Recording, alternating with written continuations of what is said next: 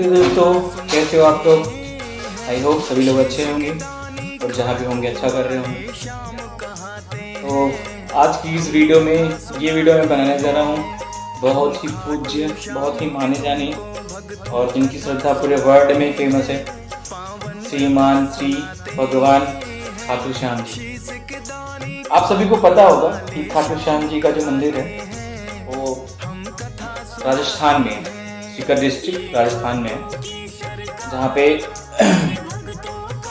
राजा रूप सिंह ने उनको स्थापित मतलब उनकी बहुत भव्य मंदिर बनवाए थे रूप सिंह चौहान जी ने। तो ये तो सबको पता है कि हाँ खाटू श्याम जी वहाँ स्थित हैं, वहाँ उनकी मतलब मंदिर भव्य मंदिर है और वो उनको कृष्ण भगवान का वरदान है कि कलयुग में उनके नाम से ही पूजे जाएंगे। कुछ इंटरेस्टिंग बातें हैं जो मैं आपको इस वीडियो में आज बताऊंगा, जैसे खाटू श्याम जी सिकरा राजस्थान पहुंचे कैसे, क्योंकि आप सबको पता है महाभारत का जो युद्ध हुआ था वो आपका हरियाणा कुरुक्षेत्र में हुआ था। तो हरियाणा कुरुक्षेत्र में होना चाहिए था। तो फिर अभी हम शुरू करते हैं स्टार्टिंग से, उनकी वीरता से, कितने वीर और महान थे वो। उसके बाद मैं आपको उस पॉइंट पे आपको ये बताऊंगा कि हाँ वो सिकरा डिस्ट्रिक्ट राजस्थान में कैसे उनका वो हुआ, कैसे उनके वहाँ मंदिर बनाएंगे। तो सबसे पहले मैं आपको बता दूं कि जो बारबरीक खाटू श्याम जी का अभी मैं जिक्र नहीं कर रहा हूँ, अभी मैं उनका जो रियल वो नेम था वो बता रहा हूँ आपको। रियल नेम वो थे, वो बहुत वीर पुरुष थे, वीर पुरुष जिनका नाम था बारबरीक। महाभारत के तो नहीं बता सकता, महाभारत गाथा युद्ध में तो वो गए ही नहीं थे, महाभारत कथा के महान योद्धा थे। और अगर आपको पता होगा कि जो बारबरीक थे इनके पिता घटोत्कच थे और उनकी माता अहिल्यावती। तो घटोत्कच और अहिल्यावती नाग कन्या है, नाग माता बोल जाता है। तो घटोत्कच और नाग माता कन्या अहिल्यावती के बड़े पुत्र थे बारबरीक। ठीक है।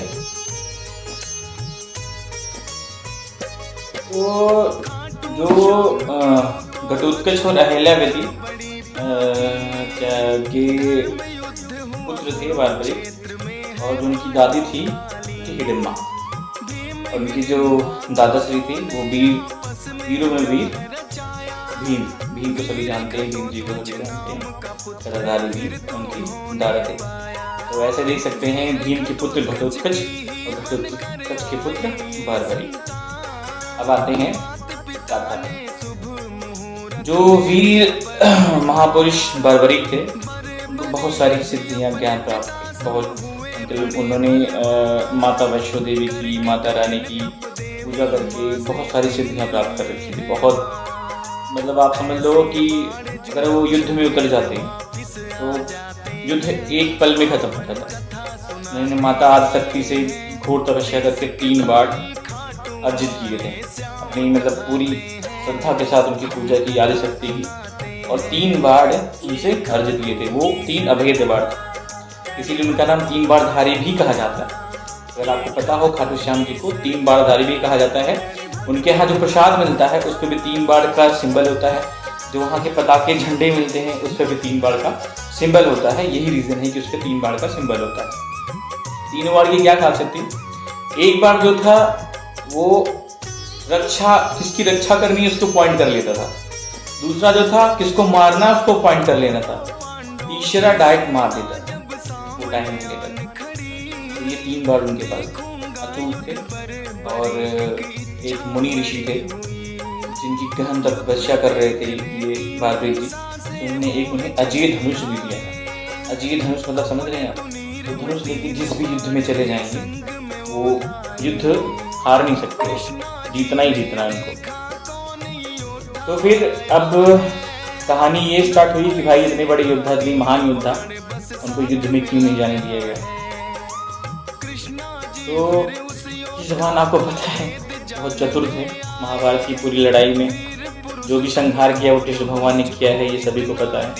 और ये जब युद्ध समाप्त हो गया था तो पूछा भी गया था, सब लोग सारे पांडव जाके मिलते हैं इनसे, बारबरीक जी से। हालांकि उनके केवल शीश से मिलते हैं वहाँ पे। अभी मैं बताता हूँ कहानी। तो उन्होंने पूछा कि आप बताइए सबसे वीर कौन है। तो उन्होंने यही कहा, भाई पूरे युद्ध में तो मुझे केवल कृष्ण भगवान का सुदर्शन और लोगों की कटे हुए गर्दन ही दिखी, बाकी आप लोग समझदार हो। तो फिर अब जब ये महाभारत, और फर्स्ट ऑफ ऑल जो इनकी माता थी, माता जो अहिलावती थी, उन्होंने अपने पुत्र से एक वचन लिया था, और उन्होंने अपने बारबरीक जी ने एक वचन दिया था कि मैं हमेशा हारते हुए पक्ष से लड़ाई करूंगा, जो कमजोर पक्ष होगा किसी भी युद्ध में मैं उसी साइड से लड़ाई करूंगा। तो कृष्ण भगवान को पता ही था सब कुछ, वो बहुत ही चतुर थे। उन्होंने कहा कि इस महाभारत युद्ध में कभी पलटा पांडवों का भारी होगा, कभी कौरवों का भारी होगा, लेकिन जीत जो होगी वो पांडव होगी, क्योंकि हम पांडव के साथ थे। लेकिन अगर जब बारबरीक ये देखेंगे कि पांडव जीत रहे हैं, वो कौरव के साथ लड़ने लगेंगे और युद्ध को समाप्त कर देंगे। तो कृष्ण भगवान ने एक चाल ऐसे चली, जब उनको पता चला कि बारबरीक जो है अपनी माता से आज्ञा लेके युद्ध में शामिल होने आए हैं, उन्होंने एक कूटनीति रणनीति अपनाई। वो गए, बारबरीक जी के पास गए।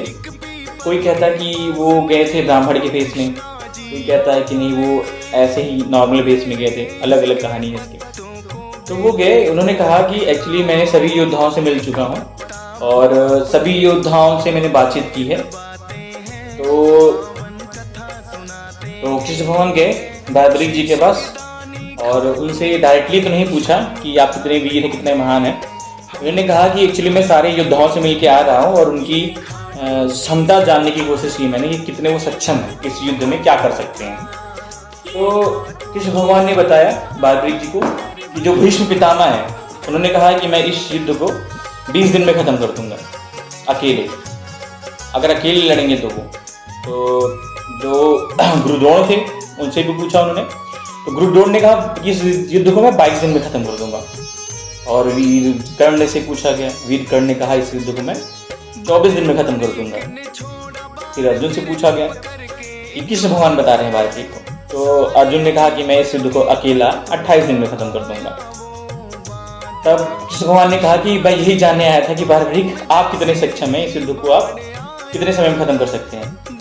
तो बारबरीक ने कहा भगवान मैं इस युद्ध को तो एक पल में खत्म कर सकता हूँ, मैं अपनी एक बार से ही पूरे सेना को समाप्त कर सकता हूँ और दूसरे बार से सारे योद्धाओं को।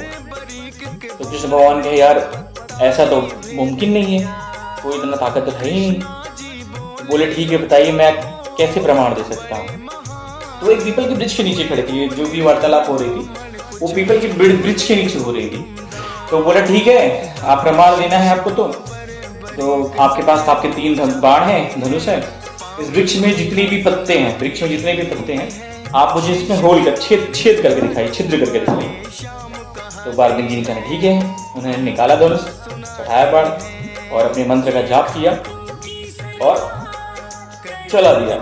जब वो मंत्र का जाप कर रहे थे तभी कृष्ण भगवान ने एक पत्ता हाथ में एक पत्ता पैर के नीचे दबा दिया। तो पल भर में उनका जो बाण था, तीर था, सारे पत्तों को छिद्र करके उनके पैर के पास घूमने लगा। तो बारबरीक ने कहा प्रभु अपना पैर हटा लीजिए, वो जो तीर है, वो जो बाण है आपकी बहुत, वो मानता है आपको, बहुत पूजता है आपको, इसलिए वो आपके पैर पे वो नहीं कर रहा। तो पैर हटा के देखते तो उसमें भी छिद्र था।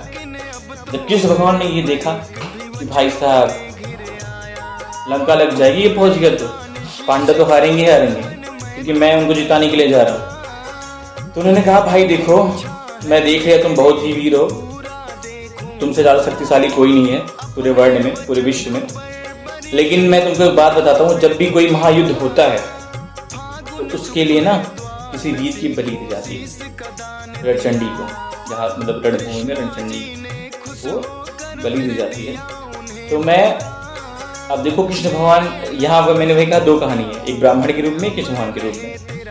तो उन्होंने ये भी सुना था कि जो बारबरीक है वो बहुत दानवीर है। उन्होंने कहा था कि मैंने सुना आप बहुत दानवीर हैं, तो मैं आपसे एक दान मांगता हूँ आपके सर से। तो उन्होंने कहा कि भगवान ये तो मैं मना नहीं करता, मैं आपको दान देने के लिए तैयार हूँ, लेकिन मेरी भी एक इच्छा है, मेरी इच्छा ये है कि मैं पूरे महाभारत का युद्ध देखना चाहता हूँ। बोले ठीक है। सुदर्शन चक्र से बलराम जी की सर को उनके धड़ से अलग कर दिया जाता है कृष्ण भगवान द्वारा, और उनके सर को एक पर्वत पर रख दिया जाता है महाभारत का पूरा युद्ध देखने के लिए। महाभारत का पूरा युद्ध देखते हैं बलराम जी, और अंत में सारे पांडव पहुंचते हैं अपनी तारीफ सुनने के लिए उनसे। तो उन्होंने साफ साफ बता दिया कि तुम सब ने कुछ नहीं किया, बेकार हो, सारा काम जो भी किया है कृष्ण भगवान ने और उनके सुदर्शन चक्र ने किया है। ये सब होने के बाद, अब जब ये सारी कहानी हो गई, उस होने के बाद अब मैं उस मुद्दे पे आता हूँ कि ये वहां सीकर में पहुंचे कैसे, डिस्ट्रिक्ट सीकर राजस्थान में भगवान खाटू श्याम जी पहुंचे कैसे। तो इसमें यह कहा जाता है कि जो कृष्ण भगवान थे उन्होंने उनके सर को रूपवती नदी में चढ़ा दिया था या विसर्जित कर दिया था। कृष्ण भगवान ने बारबरीक जी के शीश को रूपवती नदी में विसर्जित कर दिया था। ठीक है, वो रूपवती नदी जो है वो राजस्थान को भी जाती थी। तब वो जो शीश था उनका वो बहते हुए सीकर के पास, सीकर में पहुंचा, सीकर डिस्ट्रिक्ट में राजस्थान में नदी के किनारे पहुंच गया वहां पे। और लोगों का मानना है कि एक गौ माता जाके डायरेक्ट उनके ऊपर दूध का विसर्जन करने लगी अपने आप। और अभी तो नहीं, मतलब लोग उसमें अब बाद में आया था। ये कब हुआ कि जो वहां के राजा राजा रूप सिंह थे, रूप सिंह चौहान, फिर उनको ना एक वो आया, रूप सिंह चौहान को ड्रीम आया कि भाई ये भगवान जो हैं ये कलयुग में श्री कृष्ण भगवान के रूप से पूजे जाएंगे और ये यहाँ पे हैं और तुम्हें यहाँ पे इनकी भव्य मंदिर का निर्माण करना है। तो वो वहां पे गए, वहां पे उन्होंने देखा कि गाय माता उनको अपना दूध से नहला रही थी, दूध विसर्जन कर रही थी डायरेक्टली, जैसे वो अपने बच्चे को देती हैं उस तरह। तो वहां पे जाके रूप सिंह जी ने वहीं पे एक उनका कुंड, पहले तो वो कुंड वो जहां मिले थे वहां पे वो कुंड बना दिया गया कि हाँ यहाँ ये मिले थे, फिर उनकी एक भव्य प्रतिमा बना दी गई। तो ये थी पूरी कहानी। तो इस कहानी से भाई एक चीज तो समझ में आती है, जो बारबरीक जी थे घटोत्कच के पुत्र, नागकन्या माता के पुत्र, वो विश्व में सबसे वीर पुरुष थे। अगर वो चाहते तो महाभारत को 1 मिनट में खत्म कर सकते थे, परंतु कृष्ण भगवान इतने चतुर थे, उनको जिताना था पांडव को और सृष्टि की रचना करनी थी कैसे, अपने कुल का नाश भी करवाना था उनको, जैसा उनको श्राप मिला था उनके क्या बोलते हैं धृतराष्ट्र की पत्नी के थ्रू, धृतराष्ट्र जी की जो पत्नी थी। तो उसको पूरा करने के लिए सब आपको पता है पुराने समय में जितनी भी चीजें होती थी ना, किसी भी राक्षस का पैदा होना, उसका मरना, उसका आशीर्वाद, वो सब एक चेन में होती थी। तो ये भी एक चेन थी, इसका होना जरूरी था, नहीं होता तो आज ये नहीं होता। तो कृष्ण भगवान ने उनकी गर्दन काटी और बोला तुम इतने वीर हो, इतने महान हो कि तुम्हारी पूजा जब तक चराचर सृष्टि रहेगी तब तक मेरे अंश के रूप में की जाएगी, मेरे रूप में की जाएगी, श्याम के रूप में की जाएगी, खाटू श्याम के रूप में की जाएगी जब तक ये धरती चराचर रहेगी। और मैं खाटू श्याम जी की एक बात आपको बता दूं, जो भी सच्चे मन से खाटू श्याम जी के यहाँ माथा टेकता है, खाटू श्याम जी के यहाँ जाता है, सच्चे मन से सच्चे दिल से मांगता है, उसकी मुराद पूरी जरूर होती है। ये मैं नहीं, सारे लोग, सारे भक्त कहते हैं, सारे श्रद्धालु कहते हैं जो वहां जा चुके हैं, जो वहां से आ चुके हैं। अभी तक मुझे ये सौभाग्य प्राप्त नहीं हुआ है, हालांकि मैं गुरुग्राम में ही रहता हूँ, लेकिन मैं जल्द ही जाऊंगा वहां पे। अभी तो मैंने सुना है कि ये चीजें हैं, तो मैंने अभी जल्द उनका बर्थडे भी आने वाला है, लोग सेलिब्रेट करते हैं उसको बहुत अच्छी तरह से। तो मैंने सोचा कि आप लोगों के लिए नॉर्मल सी नॉलेजफुल वीडियो बना दूं। बहुत लोगों को पता होगा, बहुत लोगों को नहीं पता होगा, फिर भी जो मुझे लगा मैंने बताया था आपको। कुछ स्टोरी मैं आपको बताता रहूंगा, कुछ न कुछ चीजें मैं आपको अपनी वीडियोस पे डालता रहूंगा, इस प्रकार की स्टोरीज। तो फिलहाल अभी के लिए वीडियो समाप्त करते हैं। धन्यवाद देखने के लिए, और जिन्होंने नहीं देखा है देखें, चैनल को लाइक करें, सब्सक्राइब करें, सब्सक्राइब पड़ जानी चाहिए। यही है। बाकी जय हिंद, जय भारत।